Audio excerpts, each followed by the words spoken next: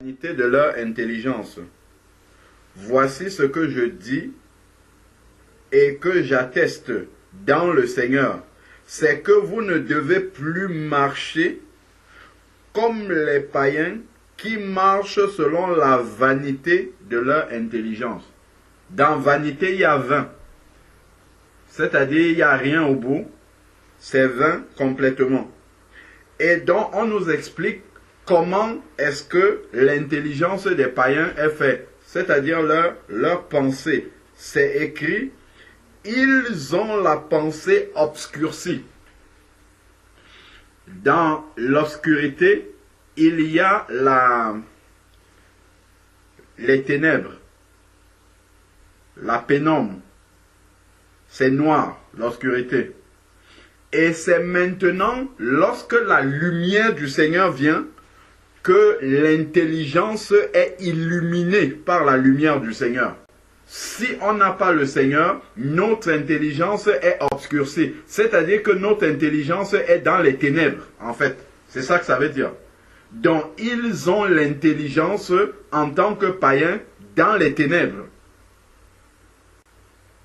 Même s'ils sont sages selon ce monde-ci, mais selon Dieu, leur intelligence est dans les ténèbres. C'est quand la lumière du Seigneur, comme on voit dans Jean 1, que Jésus-Christ est lumière, c'est quand la lumière du Seigneur vient dans leur vie que leur pensée devient éclairée. S'ils acceptent, parce que Romains 12, verset 2, comme on le sait, dit « Ne vous conformez pas au siècle présent, mais soyez transformés par le renouvellement de l'intelligence. » Et pour que l'intelligence soit renouvelée, il faut qu'il soit éclairé par la lumière du Seigneur. Donc si on laisse la parole de Dieu, qui est la lumière du Seigneur, nous éclairer, souvenons-nous de Jean 1. La parole qui était la lumière est venue au milieu des siens, les siens ne l'ont pas reçue, ainsi de suite. On a déjà lu ça plusieurs fois. Donc c'est quand nous laissons la lumière de la parole de Dieu éclairer notre intelligence que l'obscurité qui était dans notre intelligence part. Mais si nous nous conformons au siècle présent, c'est-à-dire si nous marchons comme les gens de ce monde-ci, comme les païens de ce monde-ci, nous allons garder notre intelligence toujours obscurcie. Si on ne laisse pas la lumière de Dieu éclairer notre intelligence complètement, elle restera dans les ténèbres. Et on continuera à marcher comme des païens.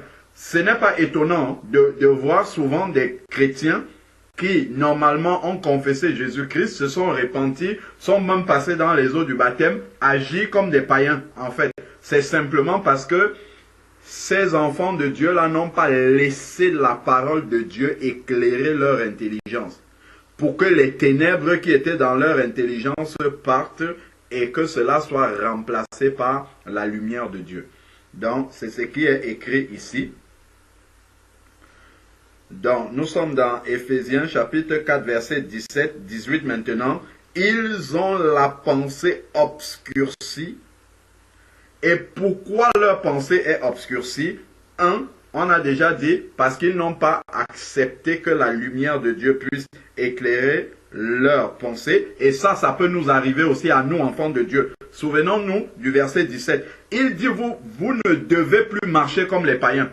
C'est ce qui est écrit là. C'est que vous ne devez plus marcher comme des païens. Ça veut dire que je peux être un enfant de Dieu. Cela ne veut pas dire que automatiquement je vais marcher comme un enfant de Dieu. Cela ne veut pas dire que automatiquement je vais marcher par l'Esprit. Le Saint-Esprit va me proposer la marche par l'Esprit en me montrant la volonté du Seigneur. Par contre, j'ai une décision à prendre par rapport à ce que l'Esprit de Dieu me montre. Donc si je ne prends pas la bonne décision, je marcherai par la chair, je marcherai comme les païens, en fait. Donc, quand il dit vous ne devez plus marcher comme des païens, en réalité, ce qui est là, c'est que vous devez prendre la décision de ne plus marcher comme les païens. C'est ça que ça veut dire. Voilà pourquoi, en fait, le jour de notre baptême, on prend l'engagement de bonne conscience devant le Seigneur. Qu'est-ce qu'il y a derrière l'engagement de bonne conscience? L'engagement de bonne conscience envers le Seigneur, ça veut dire qu'à chaque fois que le Saint-Esprit va me montrer ce qui est bon, va me montrer le chemin, va me montrer la volonté de Dieu, c'est celle-là que je vais choisir. C'est-à-dire que en m'engageant dans les eaux du baptême pour être désormais membre du corps de Christ, désormais ma volonté, je la soumets à celle du Seigneur. C'est ça que ça veut dire. Je vais soumettre ma volonté au Seigneur parce que Dieu ne viole la volonté de personne, ni des païens, ni des chrétiens, ni même celle du diable.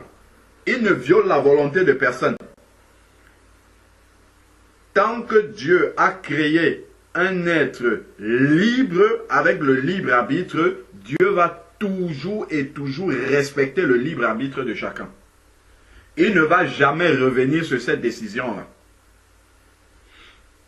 Donc voilà pourquoi un enfant de Dieu, en réalité, c'est quelqu'un qui a pris la volonté, qui a pris la décision de soumettre sa volonté à Dieu, c'est-à-dire de revenir avec le libre arbitre que Dieu lui a donné et dire, Seigneur, avec ce libre arbitre-là, je vais choisir de faire ce que tu me demandes de faire et non plus ce que je veux faire.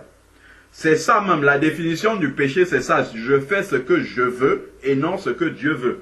Nous avons la définition dans Ésaïe, Ésaïe 53, verset 6, je crois, qui dit « Nous étions tous errants, chacun suivant sa propre voie. » C'est ça la définition du péché. C'est suivre sa propre voie et non suivre celle de Dieu. C'est-à-dire que Dieu nous montre sa volonté et il nous laisse libres, mais nous choisissons la nôtre. C'est ça le péché. Comme le Seigneur, un autre verset qui prouve que Dieu ne viole la volonté de personne, c'est dans Apocalypse 3, 20, où il dit, voici, je me tiens à la porte. Dieu peut bien venir, il enfonce la porte, il entre et il fait sa volonté dans notre vie, mais il ne fait pas ça. Il se tient à la porte et il frappe. Et il dit, si quelqu'un ouvre, donc on a toujours une décision à prendre. Si quelqu'un ouvre, j'entrerai. C'est quand la personne a ouvert son cœur, c'est quand quelqu'un a décidé de ne plus marcher comme un païen, que Dieu peut l'aider maintenant par son esprit à ne plus marcher comme un païen. Mais s'il veut marcher comme un païen, s'il veut continuer à vivre comme il vivait avant de se convertir, Dieu ne va pas l'empêcher de faire ça. Mais à la fin, la Bible dit que l'affection de la chair, c'est la mort. Ça l'entraînera à la mort. Il confessera de sa bouche, je suis chrétien, mais il sera jugé avec ceux qui font les œuvres des païens à la fin. Parce que Dieu est juste. Donc, si nous faisons les œuvres des païens et qu'il ne nous juge pas avec les païens, Dieu serait injuste. Et Satan même pourrait l'accuser. Or, Dieu est parfaitement juste. Donc, on avait dit Ésaïe 53, j'ai cité le verset, verset 6, 8. Oui, frère. C'est vraiment très important ce que tu dis là. Vraiment très intéressant parce qu'il y a beaucoup d'autres cas. Mais on devait déjà commencer par les remettre tout dans les mains de Dieu par la prière. Frère, il faut laisser le Saint-Esprit faire ce qu'il fait. Ce n'est pas ici qu'on vient prier. Les réunions se préparent avant. On doit avoir prié déjà avant. Quand on arrive là, on suit le Saint-Esprit.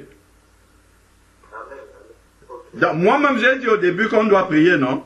J'ai juste commencé une phrase et puis l'Esprit de Dieu m'amène. Le moment de la prière va arriver. Hein, frère? On doit se préparer. Ce n'est pas pendant le culte qu'on prépare le culte, c'est avant. On doit se préparer déjà avant dans la prière. Quand on arrive, on suit la direction du Saint-Esprit. Gloire à Dieu.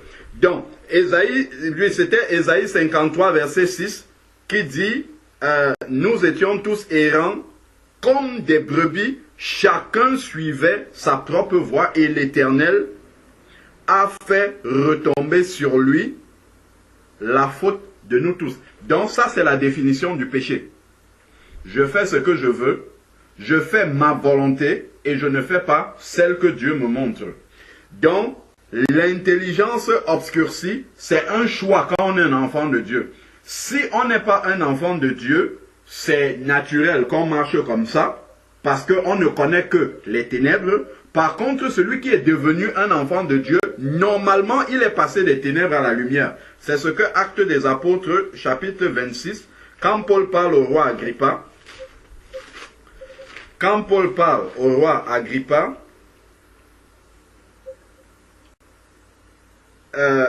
il va dire que, voilà, Actes chapitre 26, verset 17. Quand Dieu a parlé, donc c'est Paul qui raconte au roi Agrippa comment est-ce que Dieu lui a parlé, qu'est-ce que Dieu lui a dit. Donc c'est écrit, je t'ai pris du milieu de ce peuple des païens, vers qui je t'envoie pour leur ouvrir quoi? Les yeux. Ça veut dire qu'ils ont les yeux fermés. Donc les païens ont les yeux fermés. Si les yeux de quelqu'un sont fermés, ça veut dire que tout son corps, tout son être, comme Jésus a dit, est dans l'obscurité. Donc son intelligence aussi en fait partie. Est dans l'obscurité, est dans le noir. Ferme tes yeux et regarde dans quel état est ton corps, dans l'obscurité totale. Donc leur intelligence est obscurcie. Et il dit ici, Dieu lui donne la mission en fait d'aller amener les âmes à Christ. Et la signification, l'autre implication, l'autre signification, lorsque quelqu'un vient à Christ, c'est que ses yeux vont s'ouvrir. Les yeux étaient fermés et ils vont s'ouvrir. Et ça, en fait, je t'ai envoyé, je t'ai pris du milieu de ce peuple et des païens vers qui je t'envoie pour leur ouvrir les yeux. Lui-même, avant d'ouvrir les yeux aux autres, on lui a ouvert les yeux. N'oublions pas, allons dans Acte 9. Avant que Dieu ne l'envoie ouvrir les yeux des autres, lui-même d'abord, ses propres yeux doivent être ouverts. Sinon, on va tomber dans ce que Jésus dit. Si un aveugle conduit un autre aveugle, les deux tomberont dans le trou. C'est ça. Donc, Acte chapitre 9. Lorsque Jésus a envoyé Ananias, verset 17, dans la rue qu'on appelle la droite chez Judas, là où Saul était en train de prier. Et donc, c'est écrit, verset 17, acte 9, verset 17, Ananias partit, et lorsqu'il fut arrivé dans la maison, il imposa les mains à Saul et dit, Saul, mon frère, le Seigneur Jésus, qui t'est apparu sur le chemin par lequel tu venais, m'a envoyé pour que tu recouvres quoi? La vue. En fait, à chaque fois que quelqu'un se convertit, en réalité, il recouvre la vue parce qu'il n'avait pas la vue. Il était dans les ténèbres. Il était dans l'obscurité. Son intelligence était obscurcie, était dans la mort. Donc, pour que lui-même, ici, là, au chapitre 17, puisse aller ouvrir les yeux aux autres, il faut que ses propres yeux aient été ouverts d'abord. Et avant que ses yeux ne soient ouverts, il a fallu que lui-même, il réalise qu'il était dans l'obscurité. C'est pour ça que Dieu a fait tomber sur lui la cécité physique. Il est devenu aveugle. Si on lit le chapitre 9 avant, quand la lumière de Dieu est venue sur lui, il est d'abord tombé dans l'obscurité. Pour lui montrer son état spirituel, parce qu'il pensait il faisait le travail de Dieu, sauf qu'il n'était pas avec Dieu. Il faisait exactement le contraire du travail de Dieu. Je parle de Saul de Tarse qui est devenu Paul après. Il faisait exactement le contraire du travail de Dieu, pensant servir Dieu. Donc, quand la lumière de Dieu est venue sur lui, la lumière de Dieu l'a ébloui d'abord et lui a révélé son état spirituel. Et son état spirituel, c'était l'aveuglement, c'était la cécité, c'était l'obscurité. Voilà pourquoi il est tombé dans l'obscurité pendant 3 jours. Et après avoir réalisé maintenant physiquement qu'il était dans l'obscurité, il a pu réaliser spirituellement aussi qu'il était dans l'obscurité. Ensuite, maintenant, verset 17, Ananias partit, et lorsqu'il fut arrivé dans la maison, il imposa les mains à Saul et dit, Saul, mon frère, Jésus qui t'est apparu sur le chemin par lequel tu venais m'a envoyé pour que tu recouvres la vue et que tu sois rempli du Saint-Esprit. Au même instant, il tomba de ses yeux comme des écailles. Voilà ce qui faisait la cécité. Ce voile-là tombe de ses yeux. Parce que les yeux, c'est la lampe du corps, éclaire tout le corps. C'est ce que Jésus a enseigné. Donc, si ton œil, justement, est aveugle, en fait, tout le corps sera dans l'aveuglement, dans l'obscurité. Donc, c'est pour ça qu'on doit faire attention à ce que nos yeux physiques voient. Parce que ce que nos yeux physiques voient peut entraîner, justement, spirituellement des choses, également. Donc, c'est une porte d'entrée dans notre corps. On doit faire très attention à ce que nous laissons nos yeux voir. Donc, ensuite, maintenant, alors, il se leva et fut baptisé. Revenons dans Actes chapitre 26, verset 17. Je t'ai pris du milieu de ce peuple et des païens vers qui je t'envoie pour leur ouvrir les yeux, afin qu'ils se tournent des ténèbres à la lumière. Donc, qu'ils passent des ténèbres à la lumière, qu'ils passent de l'obscurité à la lumière. Que leur intelligence qui était dans l'obscurité, dans les ténèbres, vienne à la lumière. Donc, en venant, qu'est-ce qui est lumière? C'est la parole de Dieu. Que cette intelligence-là soit éclairée par la parole du Seigneur. Et une fois qu'elle est éclairée par la parole du Seigneur, il y a une décision à prendre. Soit accepter de conserver cette lumière, soit dire, je ne veux pas de cette lumière-là. Ça, c'est garder sa propre décision. Je ne veux pas de cette lumière et Dieu ne nous force pas pour nous éclairer. Il va nous laisser dans l'obscurité. Souvenons-nous dans Matthieu 8. Quand Jésus arrive au pays des Gadaréniens, quand il va arriver comme ça sur la rive, il va voir ce démoniaque-là qui était tellement violent, qui vivait dans les sépulcres et tout, qui va venir se prosterner devant lui et qui va dire, es-tu déjà venu nous tourmenter avant le temps, Jésus, fils de Dieu? Si tu nous chasses, ordonne que nous allons dans les pourceaux et Jésus va ordonner, ils vont partir.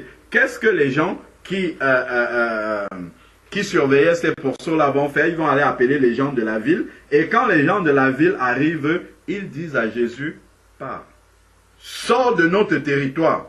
Jésus n'a pas dit une seule parole pour résister, il est parti. C'est ça. Accepter la lumière ou la rejeter. Il est parti tout de suite. Il n'a pas insisté un seul instant. Ça, c'est Jésus dans le domaine physique. Ça nous préfigure. De la même manière, c'est comme ça que le Saint-Esprit travaille aussi. Il vient, il nous éclaire. Si on lui résiste, il nous laisse tranquille. Il va ailleurs, là où on va lui ouvrir la porte. Donc, des ténèbres à la lumière.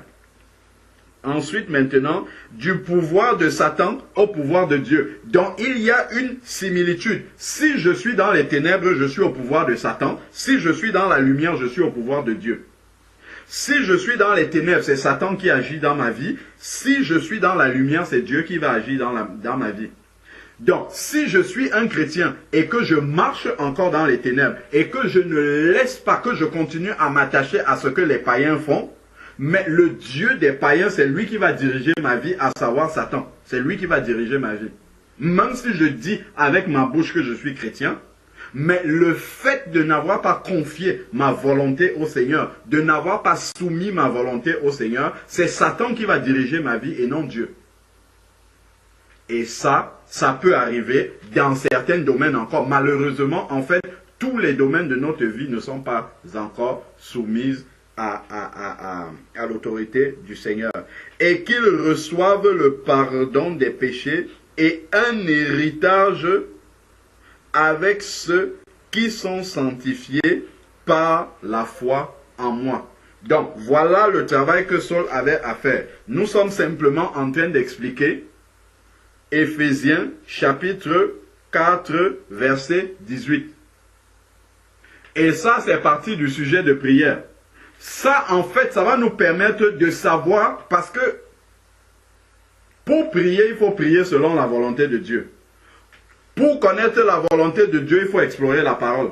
Donc, pour que notre prière, quand on va arrêter les qu'on va commencer à prier pour ce sujet-là, pour que notre prière soit efficace, il faut qu'on ait compris qu'est-ce qu'on est en train de faire.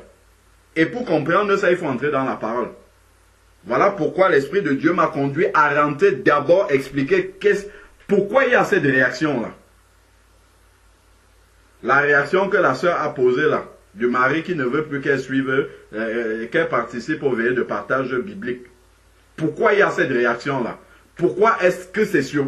Est-ce que ça doit même être surprenant ou pas? Dans quel sens est-ce qu'on doit prier?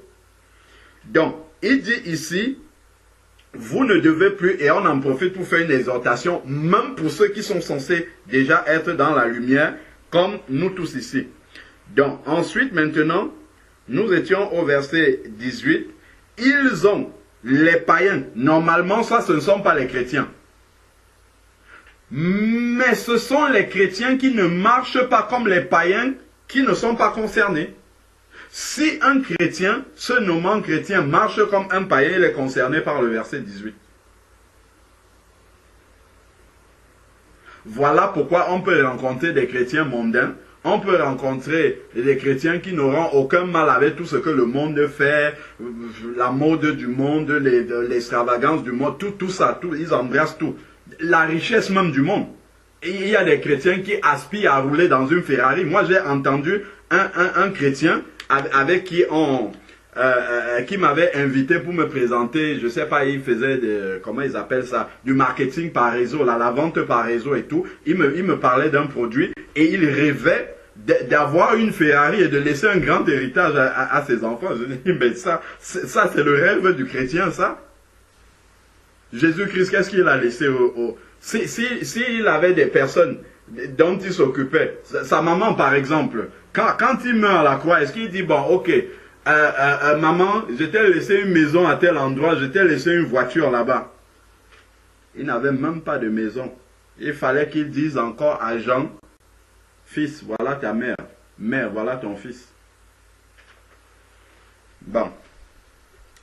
Donc ici, il est dit, verset 18, ils ont la pensée obscurcie, et comme leur pensée est obscurcie, ils sont étrangers à la vie de Dieu. Il y a deux implications, c'est dans les deux sens.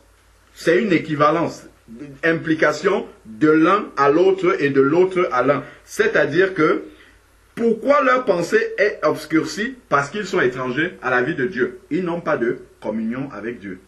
De la même manière aussi, si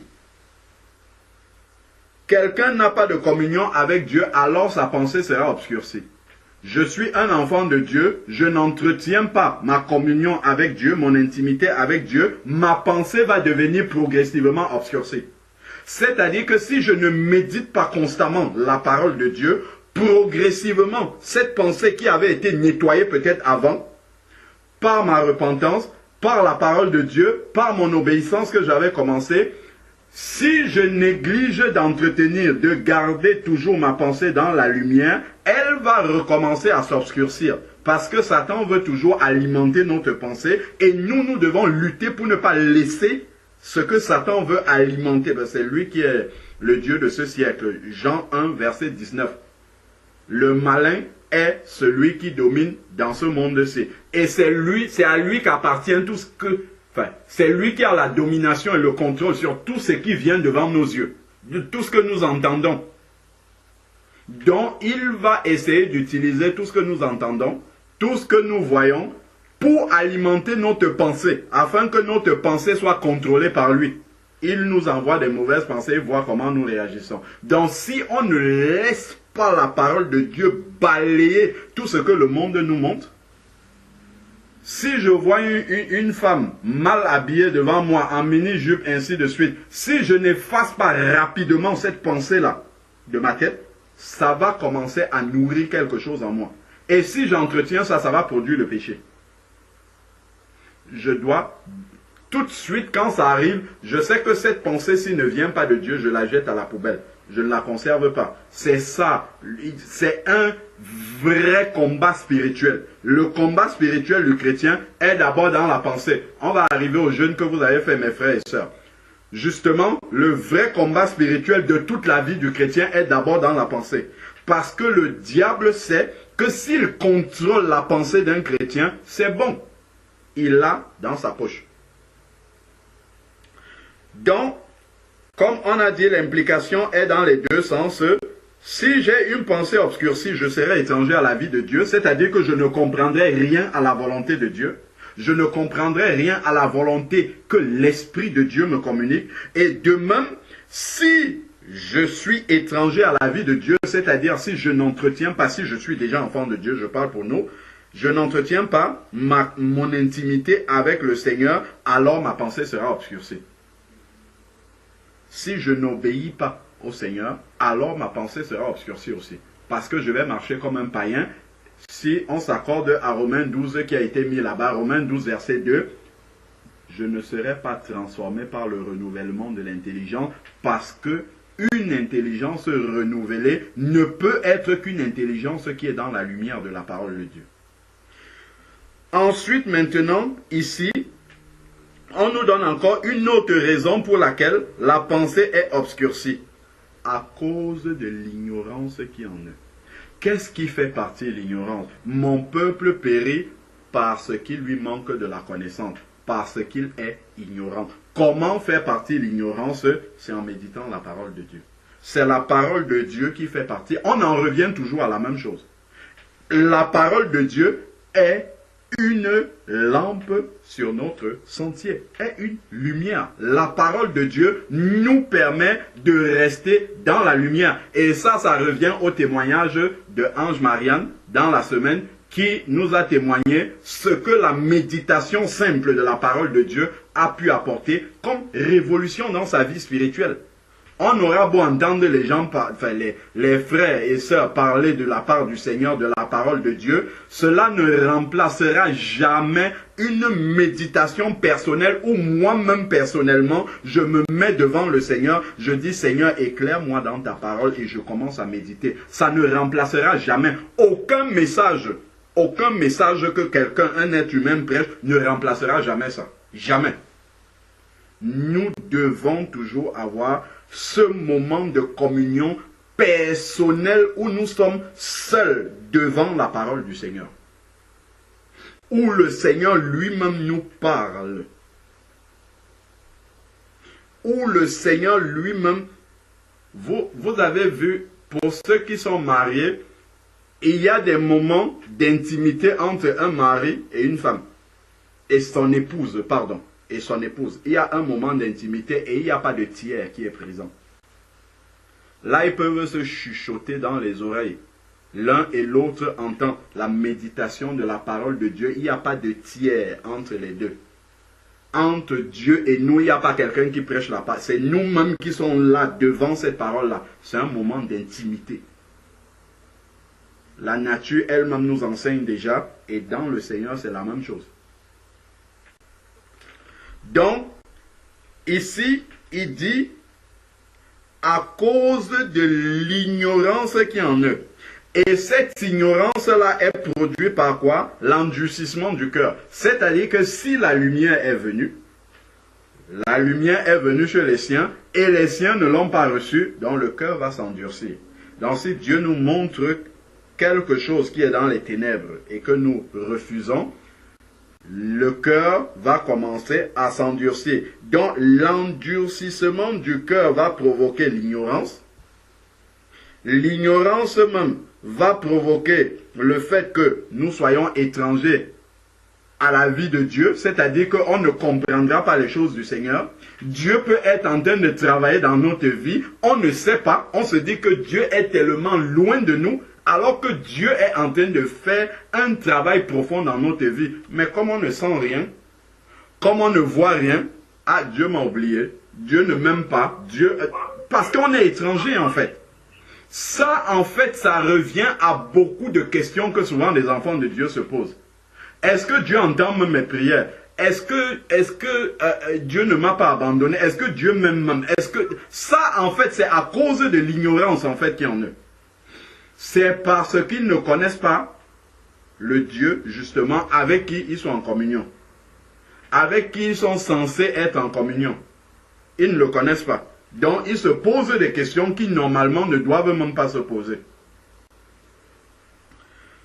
Alors, pour en revenir maintenant, le parallèle entre tout ce qu'on a dit jusqu'ici, c'est pour comprendre que si quelqu'un n'est pas en Christ, ça veut dire qu'il est païen.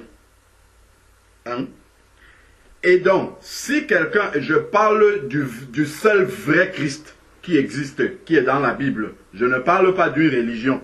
Si quelqu'un me dit qu'il est catholique et qu'il est ou même protestant, ou s'il ne me dit pas qu'il est né de nouveau, c'est qu'il est païen. C'est quand on naît de nouveau selon la parole de Dieu, en passant par la repentance et en s'engageant dans les eaux du baptême qu'on devient un enfant de Dieu et qu'on n'est plus païen. Donc, ça peut choquer si quelqu'un dit qu'il est catholique et on lui dit qu'il est païen, ou bien il dit qu'il est protestant, on lui dit qu'il est païen, ou bien qu'il dit même toute autre religion chrétienne. Donc, ensuite, si on est païen, l'intelligence est obscurcie. Comme l'intelligence est obscurcie, ça veut dire quoi? Étranger à la vie de Dieu. Qu'est-ce que nous sommes en train de faire là? Partager. Partage biblique entre frères et sœurs. Partage de la parole du Seigneur. Partage du pain descendu d'en haut qu'est la parole de Dieu. Ça, c'est la vie de Dieu. Prière les uns pour les autres. Communion fraternelle. Tout cela, c'est la vie de Dieu. S'ils sont étrangers à la vie de Dieu, ça veut dire quoi? C'est la réaction naturelle de quelqu'un qui est étranger à la vie de Dieu, c'est de la rejeter. C'est de rejeter ceux qui veulent être, qui ne veulent pas être étrangers à la vie de Dieu. Donc, le sujet de prière que la sœur nous soumet là, est un sujet qui devait naturellement arriver. C'est-à-dire que si un mari ne vient pas, s'il vous encourage à venir prier là, vous pouvez dire gloire à Dieu parce qu'il est sur le chemin de la conversion déjà. Mes sœurs, si votre mari vous encourage à venir prier là et accepte que vous passez la nuit à prier et à chercher la face de Dieu, c'est qu'ils sont sur le chemin de la conversion. Parce que, en fait, si quelqu'un a commencé, si son intelligence a commencé un petit peu à recevoir la lumière de Dieu, il comprendrait en fait que ce temps que vous êtes en train de mettre à profit, à passer dans la présence de Dieu, ce temps-là sera bénéfique pour l'ensemble du foyer, pour l'ensemble de la famille. Parce que l'Église de Dieu peut prier pour les problèmes qu'il y a chez vous. Parce que l'Église de Dieu peut prier pour ses problèmes à lui, alors qu'il n'est pas là. Parce que l'Église de Dieu peut intercéder. Et la Bible dit que là où 2 ou 3 s'accordent, la puissance de la prière de l'Église, la prière de l'Église est bien plus efficace que la prière individuelle. Je ne dis pas qu'on ne doit pas prier individuellement. On doit prier individuellement, mais il y a la prière d'intercession aussi de l'Église, qui est très efficace. Donc, ce que la sœur, notre sœur, nous a posé comme problème, c'était prévisible que cela arrive si le mari n'est pas encore sur le chemin de la conversion. C'est que le fait, justement, qu'elle se rapproche de Dieu. Souvenons-nous que la Bible nous dit dans Éphésiens 6 que ce n'est pas contre la chair et le sang que nous devons lutter, mais c'est contre les principautés, les pouvoirs, les dominateurs, les puissances des ténèbres dans les lieux célestes. Ce sont ces puissances-là qui maintiennent des personnes captives. Ce sont ces esprits-là qui poussent à combattre tous ceux et celles qui ont l'esprit de Dieu. Le combat, il est spirituel. Quand elle dit « mon mari ne veut plus que » j'assiste à ça, ce sont les esprits qui le maintiennent dans les ténèbres, qu'il ne veut pas, parce que la sœur est en train de se rapprocher de la lumière. Et ça, c'est une menace, parce que sa propre délivrance, celui qui interdit, sa propre délivrance est proche. Voilà pourquoi les esprits réagissent. C'est toute la lecture qu'il faut avoir derrière. Si on n'a pas cette lecture-là, en fait, on peut commencer à combattre un homme, on peut commencer à combattre la chair qui est là devant nous, alors que ce n'est pas contre la chair qu'on doit lutter. La sœur peut commencer à s'irriter contre son mari. Ce n'est pas ça. Le problème, il n'est pas là. Le problème, il faut fléchir les genoux pour combattre ces esprits-là. Qui maintiennent l'intelligence fermée. lorsque ces esprits sont neutralisés, maintenant la lumière, Dieu peut commencer à frapper, et là il peut entendre que Dieu est en train de frapper à sa porte. Parce que tant que l'intelligence est obscurcie, ça veut dire que les oreilles aussi sont fermées. Quand les oreilles sont fermées, on n'entend pas. Si vous mettez des, je ne sais plus trop comment on appelle les espèces de bouchons qui bouchent les oreilles là, et que quelqu'un sonne chez vous, vous n'allez pas entendre, ou tape à la porte, vous n'allez pas entendre. C'est la même chose de quelqu'un qui a l'intelligence obscurcie. Ça veut dire que tout son être est dans les ténèbres, y compris les oreilles. Donc les oreilles n'entendent que ce qui est dans les ténèbres. Ce qui vient de la lumière, les oreilles n'entendent pas. Donc Dieu frappe, il n'entend pas. Donc en priant maintenant, nous demandons au Seigneur d'ouvrir ses oreilles pour entendre l'appel qui vient de la croix. Comment Dieu est en train de frapper. C'est une bénédiction d'avoir une femme qui prie. Mais ça, il ne peut pas le savoir. C'est une bénédiction d'avoir un mari qui prie. C'est une bénédiction d'avoir un enfant qui prie, qui est un enfant de Dieu. Parce que c'est une lumière au milieu des ténèbres dans notre famille. Ça, à cause de son intelligence qui est dans l'obscurité, il ne peut pas comprendre ça. Mais Éphésiens nous dit que le combat, il est spirituel. Donc, il faut comprendre dans quel sens orienter la prière lorsqu'on va prier pour ce sujet. Et ça ne serait pas étonnant que d'autres cas comme ça arrivent encore au milieu de nous. Il ne faut pas être étonné de ça. C'est pour ça qu'on prend le temps d'expliquer spirituellement qu'est-ce qu'il y a derrière tout cela. Afin, justement, que on va prier maintenant, mais que personnellement aussi, dans notre intercession, que nous portons devant le trône de grâce les sœurs qui ont des maris inconvertis, les frères qui ont des femmes inconverties, et ainsi de suite. Pour que, justement, Dieu touche les cœurs, mais en même temps que le conjoint qui est converti n'ait pas une intelligence obscurcie. Parce que si son intelligence est obscurcie, il va combattre contre une personne physique déjà et être un contre-témoignage. Ensuite, si son intelligence est dans l'obscurité, il ne sera pas un témoignage pour celui qui est dans l'obscurité. Si les deux sont dans l'obscurité, en fait, voilà, il n'y aura pas de lumière. Il faudrait que celui qui est converti ou celle qui est convertie puisse être une lumière pour l'autre, celui qui est ou celle qui est dans les ténèbres. C'est important, en fait, de pouvoir discerner spirituellement cette situation. C'est un combat spirituel, c'est deux esprits qui s'affrontent, en fait.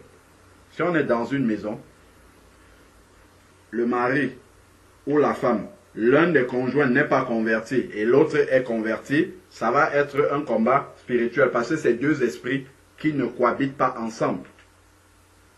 Il est dit en fait que l'homme quittera son père et sa mère et s'attachera à sa femme, ils deviendront une seule chair.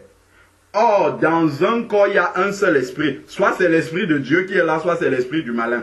Comme ils sont une chair, mais l'un a un esprit, l'autre a un autre esprit, les deux esprits combattent pour occuper cette seule personne qu'ils sont devenus. Voilà pourquoi, pour éviter ce combat-là, le Seigneur nous exhorte dans sa parole, si je suis converti, à aller épouser quelqu'un qui est converti. Comme ça, il n'y aura pas ce combat spirituel. Nous deviendrons une seule chair et il y aura un seul esprit.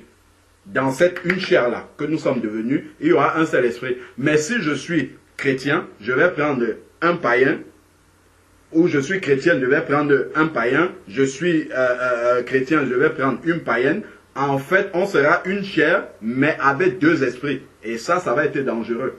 Parce qu'il y aura un combat spirituel et il y aura forcément un vainqueur. Soit celui qui est converti va s'affaiblir, rétrograder et retourner dans le monde. Et ça sera l'esprit méchant qui aura remporté le combat. Ça, c'est le plus courant.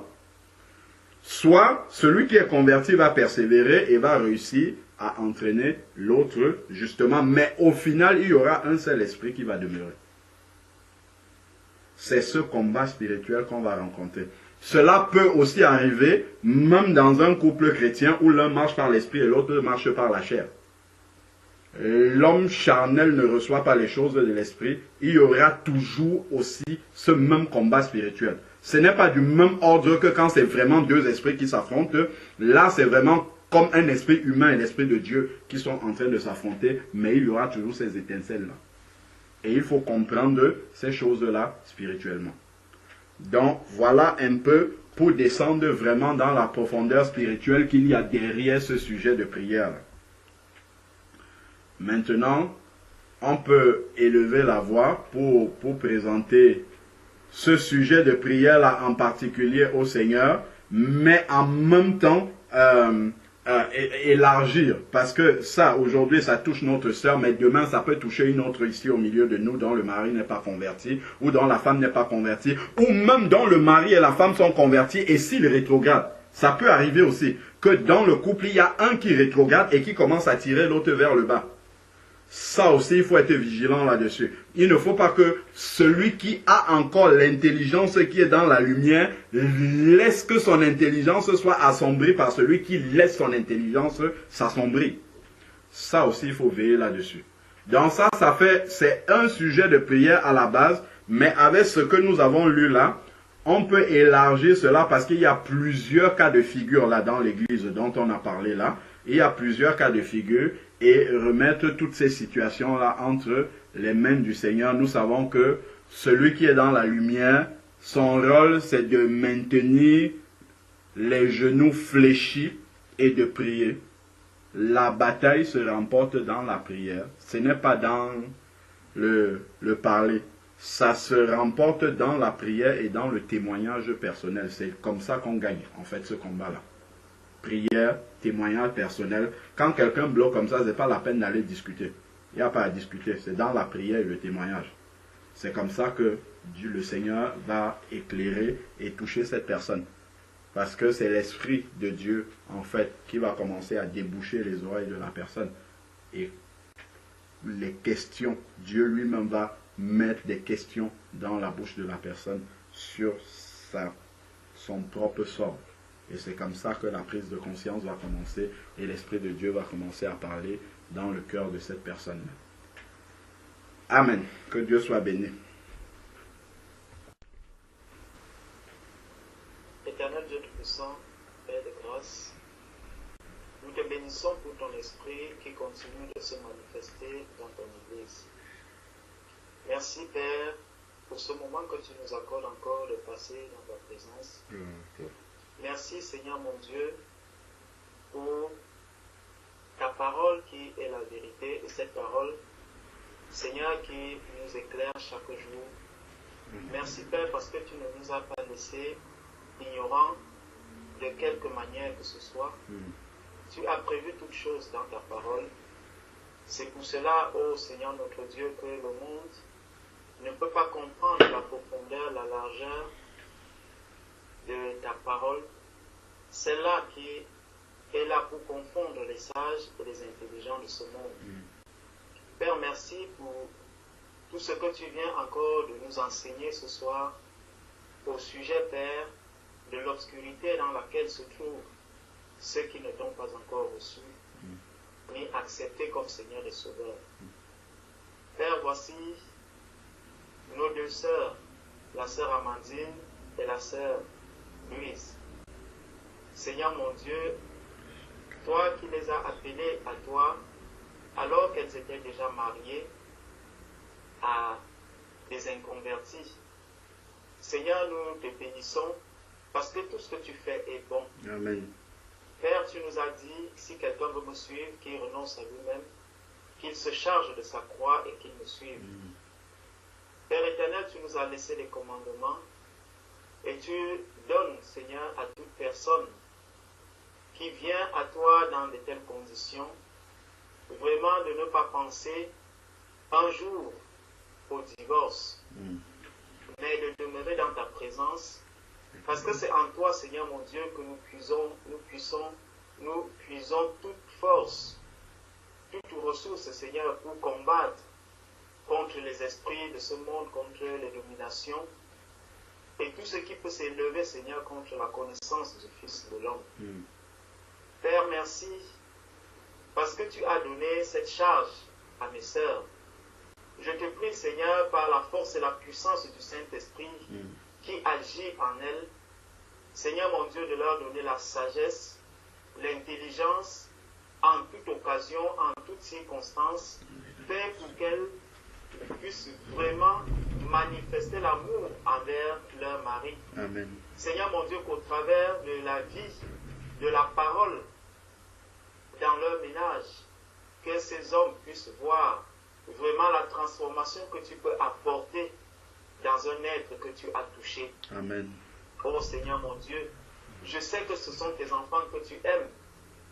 Père, guide-les, conduis-les. Père, en ce qui concerne leur mari, je te prie, Seigneur mon Dieu, de leur ouvrir l'intelligence, afin que ta parole, Seigneur, puisse avoir une possibilité d'y entrer. Ô Père éternel, ne permets pas que nos sœurs soient un instrument qui s'oppose à cette vérité, ni à la transformation des cœurs qui sont à côté d'elles. Père éternel, merci parce que nous savons que ce qui est impossible à l'homme est possible à Dieu. Amen. Tu es le Tout-Puissant. Amen. Tu es le puissant guerrier. Alléluia. Seigneur, combat à la place de mes sœurs. Alléluia. Et donne-leur vraiment d'avoir une vie de prière Alléluia. continuelle Amen. pour qu'elles puissent intercéder non seulement pour leur mari, mais aussi pour leurs sœurs et leurs frères qui se trouvent dans la même condition. Amen. Père éternel, tu as confié à chacun de tes enfants que tu as appelés une mission bien particulière. Seigneur, cette mission, elle peut être pour un temps comme elle peut être continuelle. Je te prie de te révéler à chacune de mes sœurs, Amen. à chacun de mes frères aussi, Alléluia. qui se trouvent dans la même condition. Oui, Seigneur. Père, Père. afin qu'ils reçoivent cela non pas comme un fardeau, mais comme un sujet de joie. Père, afin que dans ces épreuves, dans ces moments difficiles, qu'elles puissent trouver une occasion de te glorifier, Amen. de te louer et d'annoncer, Seigneur, par la vie et par la marche spirituelle, les bontés de l'Éternel. Alléluia. Merci, Père, pour tout ce que tu fais. Seigneur, je te prie aussi pour ceux-là qui sont convertis et qui vivent ensemble. Seigneur, afin que personne ne se détourne de ta lumière. Amen. Et qu'il n'y ait pas un autre esprit, que ce soit du monde ou un esprit de l'homme, Père, qui vienne s'interposer à la connaissance de la vérité, ni à la lumière qui vient de toi.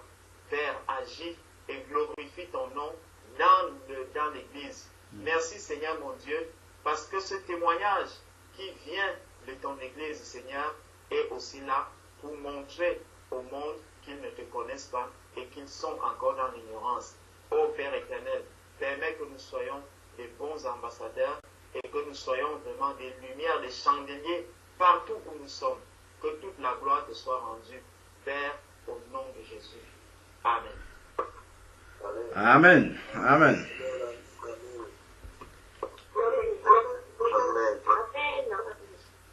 Gloire à Dieu.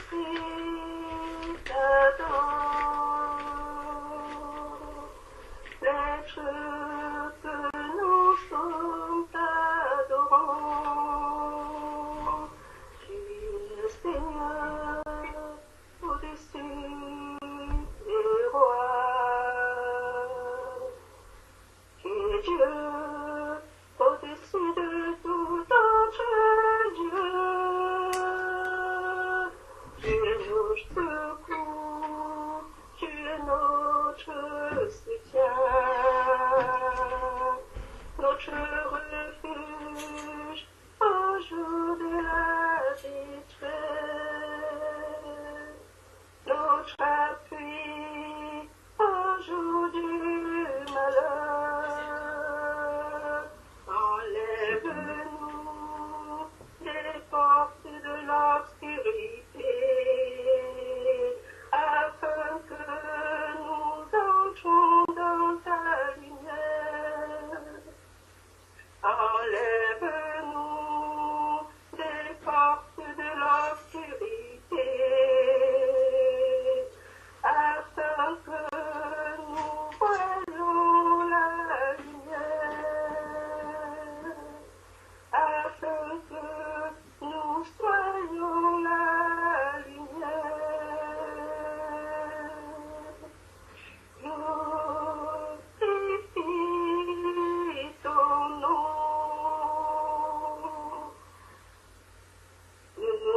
j'ai pas loin de ta face. Chasse toute obscurité dans notre esprit, Seigneur. Renouvelle en nous un esprit bien disposé. Oh, laissez en nous encore plus. Emmène ta lumière en notre esprit.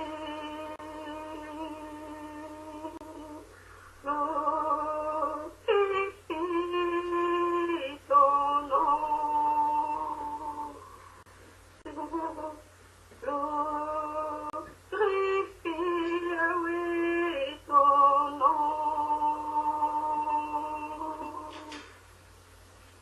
Père éternel, notre Dieu, notre Créateur, nous venons au-devant de toi encore, Seigneur, ce soir, pour t'élever, t'adorer, t'acclamer, pour encore mieux t'écouter. Nous te prions, Seigneur, de toucher notre entendement spirituel, de percer notre entendement spirituel, afin que nous puissions chasser cette ténèbre, chasser la lumière, Seigneur, qui est en nous, parce que la lumière et l'obscurité ne peuvent pas faire chemin ensemble. Seigneur, aide-nous afin que nous puissions nous positionner dans la lumière qui est toi, parce que l'obscurité, c'est Satan, l'obscurité, c'est le diable, mais tu es la lumière. Seigneur, nous te prions pour nos sœurs, Amandine, pour Louise, Seigneur, afin qu'elles comprennent que si elles laissent la lumière que tu es entrer dans leur vie, tu brilleras puissamment dans leur vie pour ta gloire.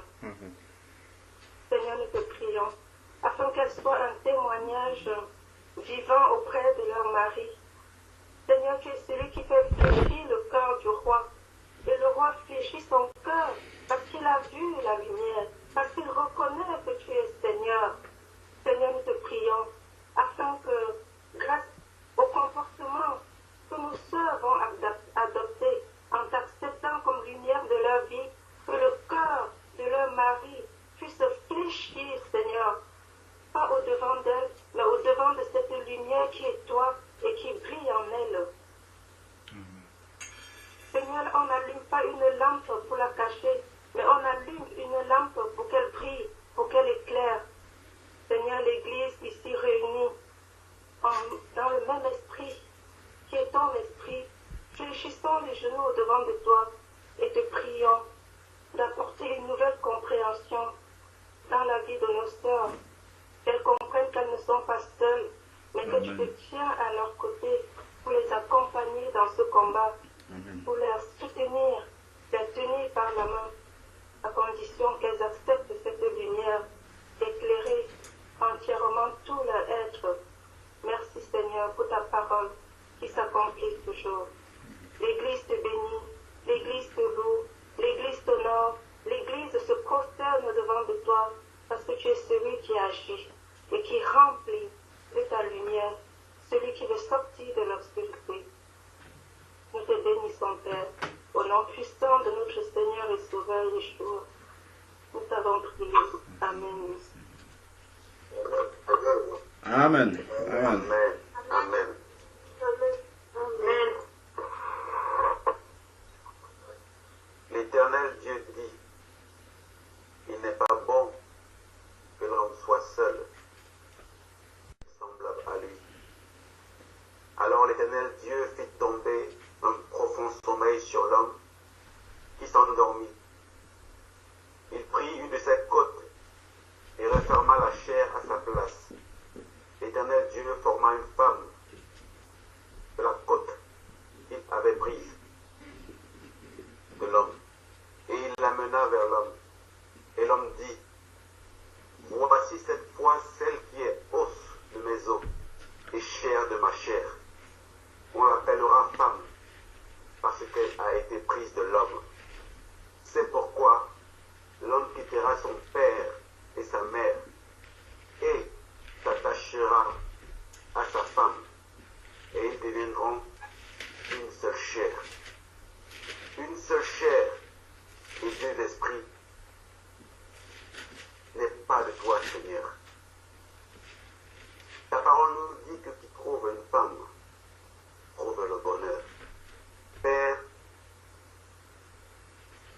tu es bon, tu es miséricordieux. Tu as permis, Seigneur, que nous puissions être des hommes. Et par ta grâce, tu nous as donné une aide semblable à nous, les femmes. Seigneur, je te prie particulièrement pour mes sœurs qui vivent des moments, des épreuves dans leur vie de couple et dans leur relation avec Dieu. Parce que la personne que tu as mis à leur côté n'ont pas ta vision. Seigneur, je te prie de fortifier. Je te prie, ô Père éternel, de consoler. Je te prie, ô Père éternel, de parler au cœur de nos maris, de nos femmes, de celles que tu as choisies de mettre à nos côtés, ou à celui que tu as choisi d'être à nos côtés. Père, que nous soyons cette lumière qui luise, que nous soyons cet exemple par ta grâce et par ton amour, qui montre que nous suivons un Dieu qui est bon. Et que même sans parole, Père de grâce, nous puissions gagner ceux qui sont encore dans l'obscurité, Père de grâce. Oh Père, je te prie pour ma sœur Louise. Et je te prie pour ma sœur, pour mon autre sœur, Seigneur, qui vit les mêmes situations, Seigneur. Que tu puisses te glorifier, oh Père éternel, dans cette situation, Seigneur. Et que en voyant, Père de grâce, la façon ou la manière de vivre de nos sœurs que tu as appelées à toi, par le baptême et par la vie nouvelle en toi, Seigneur, que ça puisse les toucher, que ça puisse, Seigneur, les impacter, que ça puisse transformer leur cœur de façon à changer de vie, Père de grâce. Je te prie pour Jean Calvin, oh Père, que tu puisses, Père de grâce, étendre ta main toute puissante dans sa vie, Seigneur, de transformer, de faire tomber les cailles de ses yeux, Seigneur, d'ouvrir son entendement spirituel. Je te prie également, Seigneur, pour le mari de notre autre sœur, Seigneur, que tu puisses te glorifier dans cette situation, Père de grâce, car il t'a plu en ce moment, il t'a plu, Père de grâce, de repêcher, de prendre ses enfants, des griffes des ténèbres, Seigneur, et de faire tes enfants, parce qu'ils ont cru en toi, et parce qu'ils t'ont reçu comme Seigneur et Sauveur. Que de la lumière puisse luire, que de la lumière puisse éclairer, Père de grâce, et que leur mari, à la vue de cette lumière, Seigneur, puisse être transformé. Oh Père, glorifie ton nom dans cette situation. Glorifie ton nom, Seigneur, dans la vie de famille.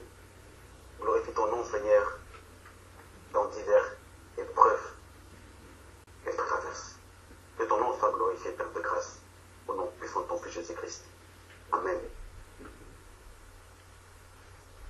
Amen. Amen. Amen. Amen.